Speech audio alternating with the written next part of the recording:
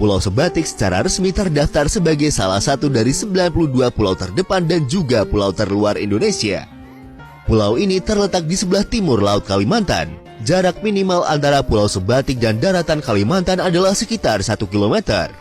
Pulau Sebatik memiliki luas wilayah sekitar 452,2 km persegi, di mana wilayahnya ini dibagi menjadi dua bagian. Bagian utara pulau dengan luas 187,23 km persegi merupakan wilayah dari negara bagian Sabah, Malaysia. Dan bagian selatan dengan luas 247,47 km persegi merupakan bagian dari Kabupaten Nunukan, Provinsi Kalimantan Utara, Indonesia. Sementara sisanya sekitar 375,52 hektar merupakan kawasan konservasi yang dipenuhi tanaman bakau.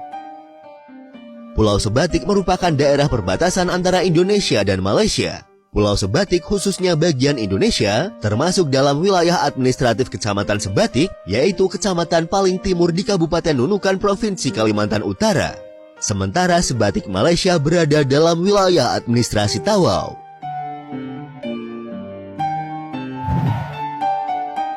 Pada tahun 2020 lalu, diperkirakan jumlah populasi penduduk di Pulau Sebatik adalah sekitar 72.571 jiwa, di mana sekitar 25.000 jiwa merupakan warga negara Malaysia yang menempati Sebatik Malaysia, dan sekitar 47.571 jiwa adalah warga negara Indonesia yang menempati wilayah Sebatik Indonesia. Pulau Sebatik merupakan salah satu pulau terluar yang menjadi prioritas utama pembangunan karena berbatasan langsung dengan negara tetangga.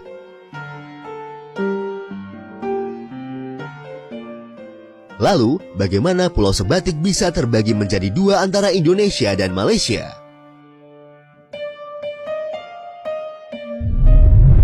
Berdasarkan sejarahnya, pembagian Pulau Sebatik menjadi dua bagian ini merupakan warisan dari periode kolonialisme barat di negara-negara ketiga. Pulau Sebatik sendiri dibagi berdasarkan pada konvensi tahun 1891 antara pemerintah Inggris dan Belanda. Berdasarkan konvensi tersebut, Pulau Sebatik dibagi pada garis koordinat 4 derajat 10 menit lintang utara. Selanjutnya, Indonesia dan Malaysia mewarisi wilayah tersebut dengan batas-batasnya, karena keduanya merupakan bekas jajahan dari Belanda dan Inggris. Sayangnya, karena batas wilayah ini merupakan warisan era kolonial, sehingga menyebabkan beberapa wilayah memiliki status yang tidak jelas.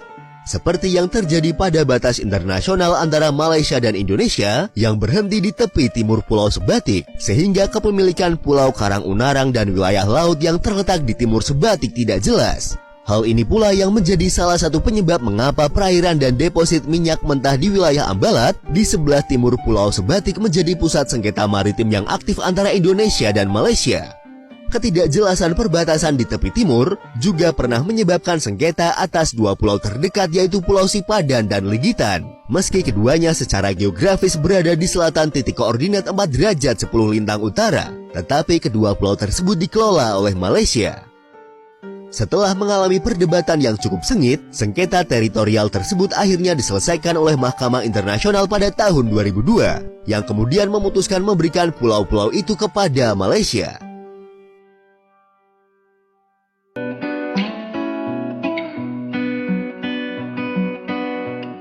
Itulah sedikit sejarah tentang Pulau Sebatik yang terbagi dua antara Indonesia dan Malaysia. Dan seperti biasa, untuk mengenal lebih dekat lagi tentang pulau ini, berikut adalah 10 fakta dari Pulau Sebatik. Dalam sejarahnya, Pulau Sebatik merupakan salah satu tempat di mana terjadinya pertempuran sengit antara pasukan Indonesia dan Malaysia selama periode konfrontasi Indonesia-Malaysia 1963. Meskipun ada penjaga perbatasan di Pulau Sebatik, fakta menariknya adalah bahwa tidak ada kantor imigrasi, tidak ada rumah pabean, tidak ada pagar kawat berduri, dan tidak ada tembok yang membatasi perbatasan seperti umumnya wilayah perbatasan dua negara.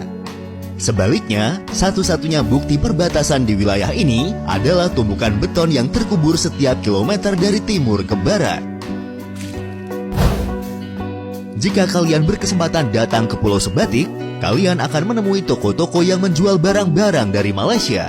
Barang-barang ini dibeli secara langsung dari kota Tawau yang terletak di Malaysia untuk memenuhi kebutuhan masyarakat di Pulau Sebatik. Karena kondisi tersebut, masyarakat Sebatik terbiasa menggunakan dua mata uang yaitu rupiah dan ringgit dalam transaksi jual beli mereka. Pulau Sebatik hanya bisa ditempuh melalui jalur laut karena di sini belum ada penerbangan komersial yang terbang ke Pulau Sebatik. Jika kalian ingin ke Pulau Sebatik, kalian bisa naik speedboat dari kota Tarakan di Kalimantan Utara atau juga bisa dari Kabupaten Nunukan. Pulau Sebatik memiliki potensi wisata alam yang menakjubkan dikarenakan kondisi alam yang tergolong alami dan memiliki berbagai pemandangan alam yang mempesona. Pulau Sebatik juga memiliki 3 destinasi pantai yang dapat kalian kunjungi, yaitu Pantai Marina, Pantai Kayu Angin, dan Pantai Batula Mampu. Tugu perbatasan Garuda Perkasa adalah salah satu bangunan paling menonjol yang terdapat di Pulau Sebatik. Terletak di wilayah Desa Aji Kuning, tugu perbatasan dengan bentuk burung Garuda ini dijadikan sebagai penanda bagi penduduk Pulau Sebatik untuk mengetahui batas wilayah masing-masing. Patok 3 adalah kawasan perbatasan yang sering dijaga ketat oleh petugas perbatasan karena mobilitas warga keduanya yang sangat aktif dan berkembang. Di perbatasan Patok 3 ini ada beberapa rumah warga yang bangunannya berada di 2 negara. Ada rumah yang memiliki dapur di negara Malaysia, sementara ruang tamunya di Indonesia.